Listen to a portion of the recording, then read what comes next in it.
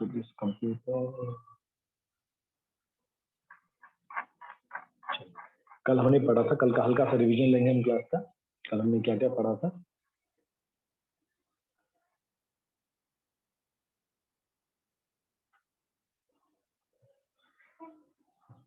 कल हमने पढ़ा था कि कोई भी चीज इस अर्थ पे अवेलेबल है, इस यूनिवर्स में अवेलेबल है, इस पूरी गैलेक्सी में अवेलेबल है, किससे मिलकर बनी होती है? मैटर से। वो लिविंग भी हो सकता है, वो नॉन लिविंग भी हो सकता है। अब ये लिविंग नॉन लिविंग जो भी है, ये 5 एलिमेंट से मिलकर बना होता है: अर्थ, एयर, वाटर, स्काई और फायर। फिर हमने पढ़ा था हम किसी चीज को देख सकते हैं, टच कर सकते हैं, उसको मैटर कहते हैं। पर जो हमारी फीलिंग्स होती है हम उसको मैटर नहीं कहते। ठीक है, तो डिफरेंट स्टेट्स ऑफ मैटर हमने कल पढ़ी थी। Solid phase, solid state, liquid state, gaseous state, plasma state के बारे में हम कल पढ़ेंगे। ठीक है, हमने ये भी पढ़ा था कि जो मैटर्स होते हैं बहुत छोटे छोटे पार्टिकल्स से मिलकर बने होते हैं, और ये पार्टिकल्स हमेशा मोशन में रहते हैं, ये हमेशा मूव करते रहते हैं। क्यों मूव करते रहते हैं? इसमें काइनेटिक एनर्जी रहती है। और हमने कल ये पढ़ा था कि छोटा सा वाटर ड्रॉपलेट भी होगा, उसमें बहुत सारे पार्टिकल्स हैं। कितने पार्टिकल्स थे? 10⁻21, इतने बड़े पार्टिकल्स थे। फिर हमने कैसे समझा था कि पार्टिकल मोशन में है? Making of lemon juice, dissolving of ink in the water tank, mixing of water into milk by milkman. Bromine solution हमने देखा था कि कैसे पोटेशियम परमैंगनेट का क्रिस्टल पूरे पानी में घुल जाता था और पूरे पानी को क्या करता था? पर्पल कलर में चेंज कर देता था। इससे हमको पता लगता था कि पार्टिकल्स मूव करते हैं। और हमने क्या पढ़ा था कि लिक्विड में कैसे सॉलिड डिसॉल्व होते हैं, आपस में दो गैस कैसे आपस में मिक्स होती हैं, ये भी हमने कल पढ़ा था। वाटर में पोलन ग्रेन्स कैसे ट्रेवल करते हैं, छोटे छोटे पार्टिकल्स वाटर पार्टिकल्स को हिट करते हैं, इससे पोलन ग्रेन्स आगे मूव करते हैं। और जो ब्रोमीन मोशन होता है दोनों में होता है, ये लिक्विड गैसेस में भी मिलता है और गैसेस में मिलता है। मोशन कैसा? जिगजैग, अपनी मर्जी से कहीं भी ट्रेवल करता है। फिर हमने पार्टिकल्स की कैरेक्टरिस्टिक पढ़ी थी कि पार्टिकल्स बहुत छोटे छोटे होते हैं। फिर हमने पढ़ा था दो पार्टिकल्स के बीच में कुछ ना कुछ गैप पक्का होता है। सॉलिड में गैप बिल्कुल कम होता है, लिक्विड में गैप थोड़ा सा ज्यादा होता है और गैसेस में बहुत ज्यादा गैप होता है। फिर हमने पढ़ा पार्टिकल कांस्टेंट मूव करते हैं, हमने अगरबत्ती का एग्जांपल लिया था। फिर हमने ये भी पढ़ा था ये एक दूसरे से दूर रहते हैं पर आपस में इनके बीच में फोर्स रहता है, अट्रैक्शन फोर्स रहता है, तभी एक दूसरे से कनेक्टेड भी रहते हैं। फिर हमने पढ़ा था रिजिड क्या होता है, फ्लूइडिटी क्या होती है। उसके बाद हमने कल के टॉपिक में क्लासिफिकेशन पढ़ा था कि सॉलिड पार्टिकल्स कौन से होते हैं, गैसियस कौन से होते हैं, लिक्विड कौन से होते हैं, कौन से मटेरियल इस चीज से बने होते हैं। फिर हमने 8 या 9 प्रॉपर्टीज पढ़ी थी सॉलिड, लिक्विड, गैस पे, उसको कैसे कैसे डिफरेंशिएट कर, मास के बेस पे, shape, volume, compressibility, fluidity, rigidity, diffusion, space between particle. ये टेबल आपके लिए बहुत इंपॉर्टेंट है, 3 नंबर में 4 नंबर में ये टेबल बहुत बार पूछी जाती है, याद रखना। फिर हमने पढ़ा था ये डिफरेंट डिफरेंट प्रॉपर्टीज क्यों होती है, भाई सॉलिड अलग क्यों होता है, लिक्विड अलग क्यों होता है, गैस अलग क्यों होता है। फर्स्ट रीजन क्या था? इनके बीच में डिस्टेंस होता है या स्पेस होता है, इसलिए इनकी प्रॉपर्टी अलग होती है। सेकेंड रीजन क्या था? इनके बीच में फोर्स ऑफ अट्रैक्शन काम करता है, किसी में कम होता है फोर्स, किसी में ज्यादा होता है। और थर्ड रीजन था काइनेटिक एनर्जी पार्टिकल की होती है, किसी में ज्यादा होती है, किसी में कम होती है। फिर हमने 3-4 एग्जांपल लिए थे कि रबर बैंड सॉलिड होता है फिर उसकी शेप चेंज करती है, क्यों? उसके ऊपर हम प्रेशर अप्लाई करते थे। जो सॉल्ट और शुगर है वो बर्तन का शेप ले लेता था, जबकि ओनली लिक्विड बर्तन का शेप लेते थे, ये भी हमने कल समझा था। स्पंज सॉलिड है फिर भी कंप्रेस होता है ना, इसका हमने रीजन देखा था कल हमने, ये हमने कल एक्टिविटी शो भी की थी। फिर हमने डिफ्यूजन के बारे में पढ़ा था, कोई दो चीज आपस में मिक्स जब होती है तो मिक्स होने का रीजन क्या होता था? रेट ऑफ डिफ्यूजन किसके ऊपर डिपेंड करता है? Increasing temperature. तो आज का हमारा जो टॉपिक रहेगा टेम्परेचर के ऊपर रहेगा कि टेम्परेचर कैसा रोल प्ले करता है एक स्टेट को दूसरी स्टेट में शिफ्ट करने के लिए। उसके बाद हमने पढ़ा था फ्रीक्वेंटली आस्क्ड क्वेश्चन कि डिफ्यूजन गैसेस में सबसे फास्ट होता है। 1 सेकेंड, एक बार नया टर्मिनेशन में।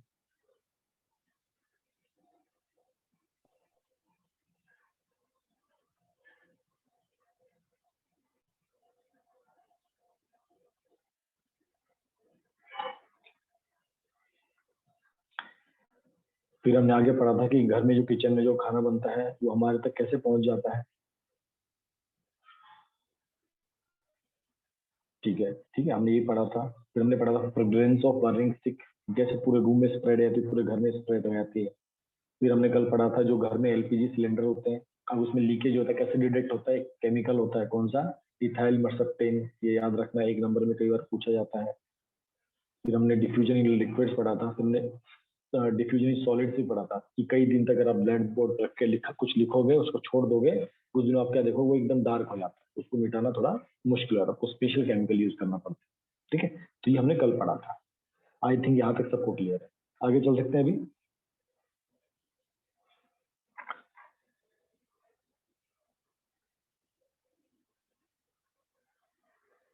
आगे चल सकते हैं। Please reply on the chat box. Yes sir. Yes sir. चलिए गुड। तो अभी हमने क्या देखा था कि जो ये सॉलिड लिक्विड गैस, ये अपनी फेजेस चेंज कर सकता है, सॉलिड लिक्विड में चेंज कर सकता है, लिक्विड गैस बन सकती है, गैस प्लाज्मा बन सकती है। तो हमने देखा कि ये जो 3 स्टेट्स होते हैं मैटर की, ये अपनी पोजीशन चेंज कर सकती है, मतलब ये एक से दूसरी फेज में चेंज। तो हमने पढ़ा था इन तीनों के बीच में सबसे इंपॉर्टेंट रीजन क्या होता है? Kinetic energy. ये जो पार्टिकल्स आपस में जुड़े होते हैं, इनके बीच में जो फोर्स होता है वो बहुत इंपॉर्टेंट होता है। ठीक है, जैसे हम घर में एक साथ प्रेम से रहते हैं, तो हमारे बीच में लव की बॉन्डिंग है, इसलिए हम लोग घर में इकट्ठे रहते हैं। हमारा अपने रिश्तेदारों से प्रेम होता है, हमारा अपने फ्रेंड सर्कल से प्रेम होता है ना? तो इस वजह से हम क्या होता है, एक दूसरे से कनेक्टेड रहते हैं। उसी तरह पार्टिकल्स में भी क्या होता है कि आपस में एक दूसरे से कनेक्टेड होते हैं।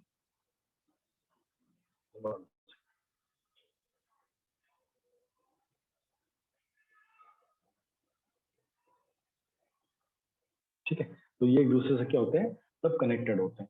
तो कहीं ना कहीं टेम्परेचर होता है जो बहुत इंपॉर्टेंट रोल करता है। टेम्परेचर क्या करता है, जैसे आप किसी चीज को टेम्परेचर देने का मतलब उसको आप ज्यादा एनर्जी दे रहे हो, है ना? टेम्परेचर, अब जैसे आप घर में आप लोग जब सब्जी बनाते हो, ठीक है, वो कच्ची चीज पक कैसे जाती है? क्योंकि एनर्जी उस जैसे हम आलू की सब्जी बनाते हैं, आलू नॉर्मली कच्चा होता है, जब उसको गैस पे चढ़ाते हो पानी के अंदर डाल के, तो वो हीट से क्या होता है, वो आलू पक जाता है। वो पकता क्यों है? क्योंकि आलू में हीट ट्रांसफर होता है, उसमें एनर्जी ट्रांसफर होती है। ठीक है, तो अब कहीं ना कहीं जो टेम्परेचर होता है बहुत इंपॉर्टेंट रोल प्ले करता है एक स्टेट फेज को दूसरी फेज में चेंज करने के लिए। ठीक है, तो जो टेम्परेचर की जो कॉमन यूनिट बताई जाती है वो क्या बताई जाती है? Degree Celsius. ये हम लोग बचपन से पढ़ते आ रहे हैं। ठीक है, एक साइंटिस्ट था एंड्रस सेल्सियस, उसने इसको खोज किया था। ठीक है, इसकी खासियत क्या होती है? जो डिग्री सेंटीग्रेड होता है, ये पॉजिटिव भी होता है, ये नेगेटिव भी होता है, ये जीरो भी होता है। ठीक है, ये तीनों चीज होता है। ये जीरो भी होता है, 0 डिग्री सेल्सियस, +10 डिग्री सेंटीग्रेड और -40 डिग्री सेंटीग्रेड। ठीक है, तो जो इसकी 2 यूनिट है, केल्विन करके, एक दूसरी सेल्सियस। तो सेल्सियस किसने खोज की थी? एंड्रस सेल्सियस। ठीक है, ये पॉजिटिव भी हो सकता है, नेगेटिव हो सकता है, जीरो भी हो सकता है। जो दूसरा स्टैंडर्ड यूनिट है उसको कहते हैं केल्विन। एक साइंटिस्ट हुए जिनका नाम था विलियम थॉमसन केल्विन, इन्होंने दूसरा यूनिट दिया। अभी इस यूनिट की खासियत क्या थी? के की वैल्यू हमेशा पॉजिटिव होती है ना? या के की वैल्यू जीरो होती है, नेगेटिव कभी भी नहीं होती, हमेशा याद रखना। केल्विन नेगेटिव कभी भी नहीं होती। और दोनों में रिलेशन क्या है? अगर आपको केल्विन फाइंड आउट करना है, ठीक है, आपको डिग्री सेंटीग्रेड दिया है और आपको केल्विन फाइंड आउट करना है, तो सिंपल आपको क्या करना है? आपको 273 को उसमें ऐड करना है। क्या करना है आपको? सिंपल 273 उसमें ऐड करना है। जैसे यहाँ पर दिया है, convert the temperature of 25 degree centigrade to Kelvin scale. तो K इक्वल टू 25 प्लस 273 कितना हो जाएगा? 298 केल्विन। देखो, डिग्री में डिग्री लगती है, डिग्री सेंटीग्रेड, है ना? केल्विन में डिग्री नहीं लगती, केल्विन को केवल के लिखा जाता है। ये 2-3 बेसिक डिफरेंस आपको पता होना चाहिए। ठीक है, अब आपको एक देता हूं, के की वैल्यू है 350 केल्विन। बताइए डिग्री सेंटीग्रेड में कैसे चेंज करेंगे उसको? Please do it fast. आपको के कितना दिया है? 350 केल्विन। बताइए डिग्री सेंटीग्रेड में कितना होगा? Sir 350 is equal to Celsius -73. Please reply in the chat box with your solution. Sir, 77 degrees Celsius. Yes. Please reply on the chat box.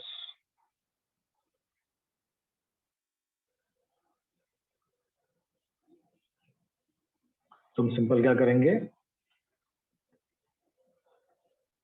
हम 350 में से 273 माइनस करेंगे, कितना आ जाएगा 77 डिग्री सेंटीग्रेड। ठीक है। अच्छा, तुषार भाई इसका एक्सप्लेनेशन मांग रहे हैं। तुषार समझो बच्चा, कितना ढीले मत पड़ो, बहुत इजी है। तो हमको क्या दिया है, हमको ये फॉर्मूला दिया है, ये फॉर्मूला याद रखना, K equal two degree centigrade plus 273। K की वैल्यू कितनी है 350, तो ये हो गया 350 equal two degree centigrade plus 273। इसको यहाँ लेके जाओ, माइनस का हो जाएगा, तो 353 माइनस 273 माइनस करके कितना आएगा 77 डिग्री सेंटीग्रेड। अंडरस्टूड सबको। तो टेम्परेचर की दोनों यूनिट आपको याद रखनी है, डिग्री सेल्सियस भी और केल्विन भी। डिग्री सेंटीग्रेड माइनस भी होती है, पॉजिटिव भी होती है, केल्विन नेगेटिव कभी भी नहीं होती। दोनों का रिलेशन क्या है, K equal two degree Celsius plus 273। Clear. अभी टेम्परेचर जो किसी भी चीज का, जैसे मैटर होता है, वो सॉलिड है, लिक्विड है, गैस है, ठीक है, इसको चेंज करने के लिए दो बहुत इंपॉर्टेंट फैक्टर होता है। एक टेम्परेचर बहुत इंपॉर्टेंट रोल प्ले करता है, एक प्रेशर बहुत इंपॉर्टेंट रोल प्ले करता है। तो टेम्परेचर क्या इफेक्ट करता है वो भी हम देखेंगे, और प्रेशर क्या इफेक्ट करता है वो भी हम देखेंगे। ठीक है, तो अब एक एक चीज देखते चलो, बहुत इंपॉर्टेंट है चीजें। First, change of state of matter by changing temperature. भाई टेम्परेचर चेंज करने से क्या क्या फर्क पड़ता है, तो इसका पहले क्या फर्क पड़ता है, जैसे हम टेम्परेचर इंक्रीज करते हैं तो सॉलिड लिक्विड में चेंज होता है, और हम ज्यादा टेम्परेचर इंक्रीज करेंगे वो लिक्विड किस में चेंज हो जाता है, गैस में। आपने सबसे सिंपल एग्जांपल देखा वाटर का, है ना, सबसे सिंपल एग्जांपल किसका है, वाटर का। वाटर का सॉलिड फेस को क्या कहते हैं, आइस, है ना। वाटर की सॉलिड फेस को क्या कहते हैं, आइस। आप इस आइस को लो एक भगोने में, बाउल में, और इसको गैस के ऊपर रख दो। आप जब इसको गर्म करना स्टार्ट करोगे जैसे ही, तो ये आइस क्यूब किस में चेंज हो जाती है, लिक्विड में चेंज हो जाती है। ठीक है, और इसको और गर्म करते रहो पानी को, ये पहले लिक्विड में चेंज हो गई, इसको और गर्म करते रहो, गर्म करते रहो, थोड़ी देर में पूरा पानी वेपोराइज होके स्टीम बन के उड़ जाएगा, आपका पतीला एकदम खाली हो जाएगा। इसका मतलब ये हुआ, अगर आप टेम्परेचर इंक्रीज करते हो, आपका सॉलिड किस में चेंज होता है, लिक्विड में। आप फर्दर टेम्परेचर इंक्रीज करते हो तो आपका लिक्विड किस में चेंज हो जाता है, गैस में। अब होता क्या है, तो देखो सबसे इंपॉर्टेंट पार्ट होता है, इसको यहाँ से पढ़ो, जो पार्टिकल्स होते हैं उनके बीच में क्या होता है, अट्रैक्शन, है ना। अभी हमने पढ़ा सॉलिड के बीच में अट्रैक्शन होता है, लिक्विड के बीच में और गैसेस पार्टिकल्स के बीच आपस में क्या होता है, अट्रैक्शन होता है। ठीक है, तो ये जो पार्टिकल की जो अट्रैक्शन होता है, अगर इसको मेरे को कमजोर करना है ना, दो दोस्तों में फूट कैसे डाली जाती है, इसको अलग भड़का दो, उसको अलग भड़का दो, तो दोनों में क्या दोस्ती में दरार पड़ जाती है। उसी तरह अगर मुझे इन पार्टिकल्स को आपस में ब्रेक करना है, तो इनके बीच में जो अट्रैक्शन, उसको मुझे क्या करना पड़ेगा, वीक करना पड़ेगा, उसको मेरे को क्या करना पड़ेगा, कमजोर करना पड़ेगा। कमजोर करने के लिए क्या करना पड़ेगा, मुझे बाहर से कुछ देना पड़ेगा। दो दोस्त एकदम पक्के दोस्त हैं, वो किसी दूसरे की सुनते ही नहीं है, तो उनकी तुम दोस्ती नहीं तोड़ सकते। उनकी दोस्ती कौन तोड़ सकता है, जब तीसरा आदमी उसमें बीच में आएगा, इसके भी कान भड़काएगा, इसके भी कान भड़काएगा, दोस्ती टूट जाती है। ठीक है, तो उसी तरह इन पार्टिकल्स आपस में तो ब्रेक नहीं होते, इनको करने के लिए क्या करना पड़ेगा, बाहर से कुछ एक्स्ट्रा काम करना पड़ेगा। तो बाहर से एक्स्ट्रा हम काम क्या कर रहे हैं, हम उसको हीट एनर्जी दे रहे हैं, हम उसका टेम्परेचर इंक्रीज कर रहे हैं। तो टेम्परेचर इंक्रीज होने से क्या होता है, जो पार्टिकल्स होते हैं वो बहुत तेजी से वाइब्रेट करने लगते हैं, और उसका काइनेटिक एनर्जी बढ़ जाता है ना। मैं हमने पढ़ा था ना, पार्टिकल्स में क्या होती है, काइनेटिक एनर्जी होती है। तो जब आप उसको एक्स्ट्रा हीट सप्लाई करते हो, उसके पार्टिकल्स की जो काइनेटिक एनर्जी थी वो बहुत बढ़ जाती है, वो फटाफट फटाफट ऐसे घूमने लग जाते हैं। तो जब घूमते हैं फटाफट, ठीक है, तो अब उसका क्या होता है, उसके जो बॉन्ड होते हैं, अट्रैक्शन बॉन्ड जो होता है आपस में, उनकी दोस्ती क्या होती है, कच्ची रहती है और टूट जाती है। इसकी टूटने की वजह से क्या होता है, आइस लिक्विड में चेंज होता है, वाटर बन जाता है, वाटर किसमें चेंज होता है, स्टीम में चेंज हो जाता है। ये अंडरस्टूड सबको, लॉजिक सबको समझ में आया। यस जब सर। हीट, जब हम टेम्परेचर इंक्रीज करते हैं उससे हीट एनर्जी सप्लाई होती है, हीट एनर्जी क्या करेगी, काइनेटिक एनर्जी को इंक्रीज करेगी। आपको ऐसे शब्दों में लिखना याद रखना, हीट टेम्परेचर क्या होगा, हीट एनर्जी इंक्रीज होगी, हीट एनर्जी इंक्रीज होगी तो क्या होगा, काइनेटिक एनर्जी बढ़ेगी, काइनेटिक एनर्जी बढ़ेगी तो क्या होगा, पार्टिकल बहुत तेजी से मूव करेंगे, जो बहुत तेजी से मूव करेंगे क्या होगा, उनके बीच में अट्रैक्शन बॉन्ड होता है वो वीक हो जाएगा, वीक होते होते टूट जाएगा और वो एक दूसरे से बिखर जाएगा। तो फिर आपका सॉलिड लिक्विड में चेंज हो जाता है और लिक्विड आपका गैस में चेंज हो जाता है। अब इनके कुछ नाम होते हैं भाई, सॉलिड गैस में चेंज होता है उसका भी एक नाम है, उस फेज का है ना, उस प्रोसेस का भी नाम है, तो उन प्रोसेस के बारे में अपन अभी पढ़ेंगे। Yes. तो फर्स्ट आपका होता है फेज जब कोई भी सॉलिड लिक्विड में चेंज होता है, इस प्रोसेस को कहा जाता है मेल्टिंग। इस प्रोसेस को क्या कहते हैं, मेल्टिंग कहते हैं। ठीक है, तो हर एक पार्टिकल का मेल्टिंग टेम्परेचर अलग होता है, ठीक है ना। आप पानी को गर्म करोगे, ठीक है, उसका टेम्परेचर अलग होगा, आप मोम को गर्म करोगे उसका टेम्परेचर अलग होगा, और आयरन को पिघालने के लिए मतलब सॉलिड को लिक्विड में चेंज करने के लिए सबके टेम्परेचर अलग अलग हो सकते हैं। अब अलग अलग क्यों हो सकते हैं, क्योंकि हर एक पार्टिकल का चाहे सॉलिड हो, अब जैसे आइस क्यूब है, उसके बीच में पार्टिकल के बीच में अट्रैक्शन होगा, और मेटल के जो पार्टिकल्स होंगे अट्रैक्शन फोर्स कम ज्यादा हो सकता है ना। वाटर का पार्टिकल जो आपस में दोनों के बीच में अट्रैक्शन फोर्स है वो इतना ही दोनों को बांध सकता है, तो पर आयरन में वो बहुत मजबूत है, तो जिसका बीच में अट्रैक्शन फोर्स मजबूत होता है उसको हमें लिक्विड में चेंज करने के लिए उसको ज्यादा टेम्परेचर हिट करना पड़ता है। ठीक है, तो the temperature at which A solid substance melt and change into liquid at atmospheric pressure. ठीक है, अगर हम उसको नॉर्मल एटमॉस्फेयर में मतलब अपने घर में ही जो हमारा बाहर का प्रेशर क्या कहलाता है, एटमॉस्फेरिक प्रेशर, अगर हम उसको गर्म करना स्टार्ट करें तो हर एलिमेंट अपने अपने टेम्परेचर मेल्ट होना स्टार्ट होता है। ठीक है, पानी को अगर आपको चेंज करना है, आइस जो होती है, आइस 0 डिग्री सेंटीग्रेड पे होती है, और आपका वाटर ये भी 0 डिग्री पे होता है। ये सॉलिड है देखो, और ये क्या होता है, लिक्विड होता है। अब यहाँ पर अगर आप हीट सप्लाई कर दो, ठीक है, तो वाटर जो होता है वो 0 डिग्री पे मेल्ट करता है, और वाटर 0 डिग्री पे सॉलिड में भी चेंज होता है। ठीक है, तो मोमबत्ती आप घर पे जलाते हो, कभी लाइट जाती है, ठीक है, तब क्या उसका टेम्परेचर कितना चाहिए होता है, 63 डिग्री सेंटीग्रेड। तभी देखो मोम पिघला, कभी आपने मोम को ऐसे छोड़ा है, जैसे आप बर्फ को तो आप फ्रिज से बाहर निकालो और बाहर छोड़ दो, देखो अपने आप पिघल जाती है, आपको कुछ करने की जरूरत नहीं। क्यों, एटमोस्फेयर का टेम्परेचर कितना होता है, 20 डिग्री, 25 डिग्री, 30 डिग्री। आइस कितने मेल्ट होती है, 0 डिग्री पे। पर आपके घर में मोमबत्ती रखी है, मोमबत्ती अपना जल जाती है क्या, नहीं चलती है, और अपने आप मतलब अपने आप रखे रखे कभी उसका मेल्ट होती है, कभी नहीं होती। मेल्ट कब होती है, जब उसको ऊपर से जलाते हो, वो जब जलता है ऊपर से उसका टेम्परेचर इंक्रीज होता है। जब टेम्परेचर इंक्रीज होता है तो जो वैक्स मोमबत्ती होती है वो पिघलती पिघलती पिघलती बहुत छोटी रहती है, लास्ट में सिर्फ लास्ट में वैक्स बचता है। उसी तरह अगर आपको लोहे को तपाना है, बहुत हाइयर टेम्परेचर आपको देना पड़ता है, इतना फर्नेस में उसको डालते हैं, वहां पर पूरा गर्म होता है, और गर्म होकर किस में चेंज होता है, वो लिक्विड फॉर्म में चेंज होता है। फिर इस मोल्टन आयरन स्टील को हम अलग अलग शेप बनाने में यूज करते हैं। ठीक है, तो आयरन को मेल्ट करने के लिए बहुत ज्यादा टेम्परेचर चाहिए होता है, 1535 डिग्री सेंटीग्रेड। तो जो प्रोसेस जिसमें सॉलिड लिक्विड में चेंज, उसको क्या बोलते हैं, मेल्टिंग। सेम वही चीज, टेम्परेचर बढ़ने से क्या होता है, काइनेटिक एनर्जी इंक्रीज होती है। काइनेटिक एनर्जी इंक्रीज होगा क्या होगा, आपस में जो बॉन्डिंग फोर्स है कमजोर पड़ जाएगा, कमजोर होकर वो टूट जाता है और पार्टिकल एक दूसरे से दूर जाने लग जाते हैं। इस फेज को कहते हैं सॉलिड टू लिक्विड चेंज।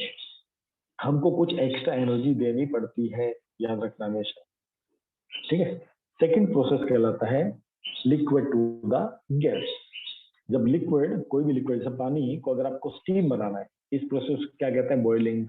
पानी बॉईल हो रहा है ना, ये तो आप सब लोगों ने घर पे किया ही है ना। आपने पतीला रख दिया, पानी है, गैस को ऑन करके छोड़ दो, तो क्या होगा, पानी उबलता रहेगा और वो पूरा भाप बन के उड़ जाएगा। तो जिस टेम्परेचर पे आपका लिक्विड बॉयल होता है और बॉयल होके वो किसमें, गैस में चेंज हो जाता है, उसको कहते हैं boiling point of the liquid. तो वाटर का टेम्परेचर कितना होता है, 100 डिग्री सेंटीग्रेड। आपका अल्कोहल का कितना होता है, 78 degree centigrade. Mercury 357 degree centigrade. तो ये सब इसके बॉइलिंग टेम्परेचर। पर जब आप इसको इतना टेम्परेचर दोगे, तो जैसे वाटर को 100 डिग्री सेंटीग्रेड तक गर्म करोगे तो इसमें चेंज होगा, गैस में चेंज हो जाता है। इस प्रोसेस को क्या कहते हैं, इस प्रोसेस को कहते हैं बॉइलिंग करना। ठीक है, अब कुछ इम्प्योरिटीज भी होती हैं। मान लो आपका लिक्विड है, Sir, is it minus 78 degree? No बेटा, 78 only. This is Okay, sir. 100 degree, this is 78 degree, and this is 357 degree. ठीक है, अच्छा, अब एक Okay, इम्प्योरिटीज क्या होती हैं? मान लो आपका सॉल्ट वाटर है, पर आपके वाटर में सॉल्ट मिला है, या आपके वाटर में शुगर मिला है, प्योर वाटर नहीं है। हम प्योर वाटर को जब गर्म करोगे 100 डिग्री पे इवेपोरेट हो जाएगा। लेकिन अगर उसमें आपने चीनी मिला दिया, आपने उसमें नमक मिला दिया, उसका टेम्परेचर थोड़ा बढ़ जाता है। वो 100 डिग्री बॉईल नहीं करेगा, वो थोड़ा सा 1-2 डिग्री ऊपर जाके गर्म होगा। क्यों? इसका रीजन क्या होता है? Impurities increase the boiling point of liquids. याद रखना हमेशा, आपने उसमें कुछ एक्स्ट्रा चीज ऐड कर दी तो वो 100 डिग्री पे नहीं होगा, उसका कुछ ना कुछ टेम्परेचर इंक्रीज हो जाएगा। कौन सा टेम्परेचर? बॉइलिंग पॉइंट वाला टेम्परेचर इंक्रीज हो जाएगा। ठीक है। अब इसमें दो कैटेगरी आती है, दो टाइप के लिक्विड होते हैं। एक लिक्विड होता है वोलाटाइल लिक्विड, दूसरे होते हैं नॉन वोलाटाइल लिक्विड। वोलाटाइल का मतलब होता है, वोलाटाइल का मतलब होता है जो एक नॉर्मल टेम्परेचर या थोड़े से बॉइलिंग करते ही वो अनप्रेडिक्टेबल। क्या बचा? आपने सिर्फ वोलेटाइल का मीनिंग पूछा ना, तो मैंने बोला हाँ अनप्रेडिक्टेबल। हाँ, यस। वोलाटाइल मतलब जिसका बॉइलिंग टेम्परेचर, इसका लिखा ना लो बीपी। लो बीपी मतलब लो बॉइलिंग पॉइंट।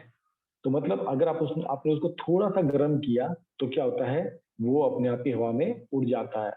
ठीक है। इसमें कौन कौन से आते हैं? ईथर, एसीटोन, ये सब केमिकल्स के नाम है। Methyl alcohol, chloroform. ठीक है। आप देखो, अगर आपकी गाड़ी में पेट्रोल है, आप अपनी गाड़ी के पेट्रोल के ढक्कन को खुला छोड़ दो गर्मी के मौसम में, तो क्या होगा? धीरे धीरे आपका पेट्रोल इवोपोरेट होके पूरा उड़ जाएगा, गाड़ी की टंकी खाली हो जाएगी। क्यों? उसका जो बॉइलिंग पॉइंट होता है उसका कम होता है। ठीक है। दूसरा रीजन, कभी भी हम अल्कोहल को डायरेक्ट गर्म नहीं करते। ठीक है। आप कभी भी गैस के ऊपर कभी अल्कोहल गर्म नहीं करना, आग लग जाती, तो वो भी नहीं करना चाहिए कभी। ठीक है। और नॉन वोलेटाइल किसको बोलते हैं? जिनका हाई बीपी होता है, हाई बॉइलिंग पॉइंट होता है, जिसमें आपके ग्लाइकोल आता है, ग्लिसरीन आती है, डाइफिनाइल। एक दो नाम याद कर लेना काफी, और सिंपल याद रखना। हमने 3 चीज पढ़ी है। First, impurities increase the boiling point of the liquid. Pure water को 100 डिग्री पे बॉयल होता है, अगर उसमें आपने शुगर ऐड कर दिया, सॉल्ट ऐड कर दिया, तो उसका बॉइलिंग पॉइंट बढ़ जाता है। तो दो तरह के लिक्विड होते हैं, वोलाटाइल लिक्विड है, नॉन वोलाटाइल लिक्विड। तो आपको 2-3 नाम आपको याद रखते हैं। ठीक है। यहाँ तक किसी को डाउट है कोई? Any doubt till here? No sir. Sir non volatile में हम वाटर भी कंसिडर कर सकते हैं ना? नॉन वोलेटाइल में हाँ, मतलब इसको एक मतलब समझो, वाटर का स्टैंडर्ड मान सकते हो कि वाटर एक स्टैंडर्ड है। ठीक है। अब वाटर क्या समझो, वाटर 100 डिग्री पे, तो उसके समझो 40 डिग्री पे कोई बॉयल हो जाए, कोई 50 डिग्री पे बॉयल हो जाए, कोई 60 डिग्री पे बॉयल हो जाए। ठीक है। और एक 100 के ऊपर बॉयल हो जाए, तो देखो हमने मरकरी का पढ़ा था, मरकरी का कितना होता है? 357। अल्कोहल का कितना है? 78। अगर हम वाटर को बेंचमार्क मान लेते हैं, मान लो ये स्टैंडर्ड है वाटर, तो वाटर के नीचे अगर कोई है जो पहले गर्म होके उड़ जाएगा, स्टीम बन जाएगा, उसको क्या कहेंगे? लो बॉइलिंग पॉइंट या वोलेटाइल सब्सटेंस। और वाटर के ऊपर जो है, जिसका 110 हो, 150 हो, 200 हो, उस टेम्परेचर पे जाके अगर बॉयल होता है, उसको हम क्या कहेंगे? भाई इसका ये हाई बॉइलिंग पॉइंट है, ये नॉन वोलेटाइल सब्सटेंस। सर तो वाटर स्टैंडर्ड है ना मतलब? मतलब वाटर का स्टैंडर्ड मान, ऐसा नहीं कि किसी ने कहा स्टैंडर्ड है, हम बस एक बाउंड्री खींच सकते हैं अपने उसके लिए, रेफरेंस लेने के लिए। Okay sir. ठीक है। Yes. Okay, I think Arya ने ज्वाइन किया। आर्या, आपने रिकॉर्डिंग सुनी आर्या बच्चा कल? आर्या? हाँ सर, मैंने सुन लिया, आपने भेजी थी। ओके, चलो बच्चा, आपका जो स्टार्टिंग का पास मिस हो गया, आप उसको भी बाद में सुन जाना। ठीक। चलिए, अब थर्ड फेज से पहुंचते हैं। ये हमने क्या किया? सॉलिड को लिक्विड में चेंज कर लिया, मेल्टिंग प्रोसेस। फिर हमने लिक्विड को गैस में चेंज कर लिया, क्या हो गया? बॉइलिंग। अगर हम रिवर्स करना चाहें तो अभी गैस को हमको किस में चेंज करना है? लिक्विड में चेंज करना है। उसको हम क्या कहते हैं? कंडेंसेशन। हाय नवीन सर, आलते राइट पे। बेटा, किसी का माइक ऑन है तो प्लीज माइक ऑफ कर लीजिए। यस। आपको डाउट है, आप तभी बीच में माइक ऑन कीजिए, अदरवाइज आप माइक ऑफ रखिए। ठीक। अब हमको गैस को वापस लिक्विड में चेंज करना है, उसको क्या कहते हैं? कंडेंसेशन। फर्स्ट वाला कौन सा था? सॉलिड को लिक्विड में चेंज करना, उसको क्या बोलते हैं? मेल्टिंग। लिक्विड को हमने किस में चेंज किया? गैस में चेंज किया, उसको हम क्या बोलते हैं? मेल्टिंग। मैं फर्स्ट वाला कौन सा था? मेल्टिंग। सेकंड वाला था बॉइलिंग। Third reverse. अब गैस को लिक्विड में चेंज करना है, उसको कहते हैं कंडेंसेशन। इसको कई बार कहते हैं रिवर्स ऑफ बॉइलिंग और वेपोराइजेशन। ठीक है, अब होता कैसा है, देखो अभी हमने क्या पढ़ा था, जब हम टेम्परेचर इंक्रीज करते हैं उससे क्या होता है, जो पार्टिकल्स की काइनेटिक एनर्जी बढ़ जाती है। ठीक है, अब काइनेटिक बढ़ने से क्या होता है, उनके जो आपस में बॉन्ड होते हैं वो वीक पड़ जाते हैं, इसलिए एक दूसरे से दूर चले आते हैं। अब हम क्या करते हैं, आप कभी देखो, आप घर पे जो पानी उबालते ऊपर आप एक ढक्कन रख दीजिए। अब क्या होगा, जब ढक्कन से वो वेपर जो उस ढक्कन के ऊपर टकराएंगे तो क्या होता है, अब वो वेपर स्टीम ने क्या किया, अपनी एनर्जी उस ढक्कन को, जो ऊपर कवर है ना, कवर उसको ट्रांसफर कर दी। तो उससे क्या होता है, आपका ऊपर का कवर गर्म हो जाता है। उन्होंने जो पार्टिकल्स थे उन्होंने क्या किया, स्टीम पार्टिकल्स ने क्या किया, अपनी एनर्जी किसको दे दी, ऊपर वाले ढक्कन को दे दी। अब जैसे उसने अपनी एनर्जी दे दी, जो उसका एक्स्ट्रा एनर्जी थी, उसकी एनर्जी कम हो गई। एनर्जी कम हो गई, उसने वाइब्रेट करना कम कर दिया। जैसे वाइब्रेट करना कम करेगा, उसका आपस में अट्रैक्शन फोर्स बढ़ जाएगा। वापस वो किस में चेंज हो जाता है, लिक्विड में चेंज होता है। इस प्रोसेस को क्या कहते हैं, कंडेंसेशन। देखो यहाँ पर वही लिखा है, the process of changing a gas to a liquid by cooling is known as condensation. When a gas is cooled, then its particle lose their extra energy. यही हमने पढ़ा था कि हम जब हीट करते हैं तो क्या होता है, हम पार्टिकल्स को एक्स्ट्रा एनर्जी देते हैं। एक्स्ट्रा एनर्जी में क्या होता है, वाइब्रेट ज्यादा करते हैं। वाइब्रेट करने से उनके बीच की बॉन्डिंग कमजोर हो जाती है और वो आगे मतलब वो लिक्विड बन जाते हैं, गैस बन जाते हैं। अब हम क्या कर रहे हैं उसकी एक्स्ट्रा एनर्जी कहीं ट्रांसफर कर देते हैं, वो ढक्कन के रूप में या एनवायरमेंट में कुछ ऐसा बंदोबस्त करते हैं कि भाई उसकी एक्स्ट्रा एनर्जी वो कहीं उसने लूज कर दी, वो स्लो डाउन हो जाएंगे। Particles will start coming closer. कब तक, they start attracted to each other and form a liquid. इस प्रोसेस को कहते हैं कंडेंसेशन। ये आप लोग एक्सपेरिमेंट घर पे भी कर सकते हो, या आप लोगों ने देखा भी होगा, यहाँ पर छोटी छोटी ऐसे वाटर यस सर। है ना। तो इस प्रोसेस को क्या कहते हैं, कंडेंसेशन। अब फोर्थ, अब हम क्या करते हैं, लिक्विड को सॉलिड में चेंज करते हैं, है ना। हमारे घर पे जो पानी होता है सब में ये तो क्या ही होगा, आपको जब गर्मियों में ज्यादा ठंडा पानी चाहिए तो आप क्या करते हो, आप मटके का पानी लेते हो, उसको आइस ट्रेज में भरते हो और उसको आप फ्रीजर में लगा देते हो, और 1 घंटे बाद आप क्या चेक करते हो, जो वाटर था वो किस में चेंज हो गया, वो छोटे छोटे आइस क्यूब में चेंज हो गया। इसको बोलते हैं फ्रीजिंग होना। तो जब लिक्विड अपना फेस चेंज करता है किसमें, सॉलिड में, इसको क्या कहते हैं, फ्रीजिंग। यहाँ पर भी वही हो रहा होता है, आपका जो लिक्विड पार्टिकल उसमें कुछ एनर्जी है, आप क्या करते हो, उसको फ्रिज के अंदर रखते हो, तो फ्रिज क्या करता है, उसकी एक्स्ट्रा एनर्जी को एक्सट्रैक्ट कर लेता है। फ्रिज का काम ही क्या होता है, फ्रिज का काम होता है गर्म चीज को ठंडा करना। वो ठंडा कैसे करता है, उसमें से हीट एनर्जी एक्सट्रैक्ट करता है, उसको एटमॉस्फेयर में रिलीज करता है। अब कभी आप फ्रिज के पीछे हाथ लगा के देखना, पीछे सिर्फ बाहर, मतलब किसी पार्ट को आपको टच करने की जरूरत नहीं है, सिर्फ फ्रिज के पीछे का एरिया आपको हल्का सा गर्म महसूस हो। क्यों, तो फ्रिज के अंदर जितना भी सामान रखा है, फ्रिज क्या करता है, उसमें से एक्स्ट्रा हीट एक्सट्रैक्ट करता है और उसको पीछे बाहर की तरफ कर देता है। इसलिए फ्रिज के पीछे हमको थोड़ा सा स्पेस छोड़ना जरूरी होता है। तो उसमें होता क्या है, जो एक्स्ट्रा एनर्जी है किसके पास, लिक्विड के पास, तो वो एक्स्ट्रा एनर्जी एटमॉस्फेयर में रिलीज हो जाती है, और वो जब उसकी एक्स्ट्रा एनर्जी लूज हो जाती है, उसके पार्टिकल्स और पास में आते हैं, इतने पास में आते हैं वो आइस क्यूब की फॉर्म में चेंज हो जाते हैं। इस प्रोसेस को कहा जाता है फ्रीजिंग प्रोसेस। इसमें भी सेम, अगर उसमें इम्प्योरिटीज होंगी तो फ्रीजिंग पॉइंट बढ़ जाता है। ठीक है, तो ये एग्जाम्पल हमने देख लिया, वाटर को आप किसमें चेंज कर रहे हो, आइस क्यूब में चेंज। सर इम्प्योरिटीज दोनों मतलब बॉइलिंग पॉइंट और फ्रीजिंग पॉइंट दोनों में इंक्रीज करती है क्या? क्या बच्चा, वापस पूछो। सर इम्प्योरिटीज बॉइलिंग पॉइंट और मेल्टिंग पॉइंट दोनों भी इंक्रीज हाँ बिल्कुल बिल्कुल।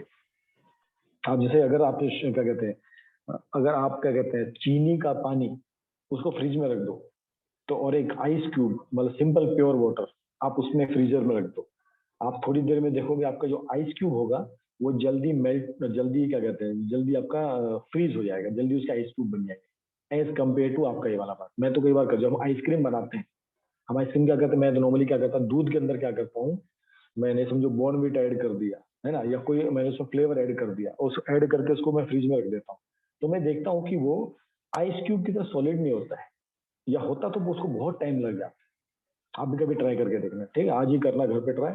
1 कप में सिंपल पानी रख देना, और एक में आप समझो आपने जूस बनाया, जूस को फ्रीजर में रख देना, और थोड़े थोड़े टाइम में आप चेक करते हो, ठीक है, आप 15 मिनट में, फिर 25 मिनट में, 30 मिनट में आप देखोगे आपका जो प्योर वाटर होता है वो जल्दी आइस क्यूब बना देगा एज कम्पेयर टू आपका दूसरा मटेरियल।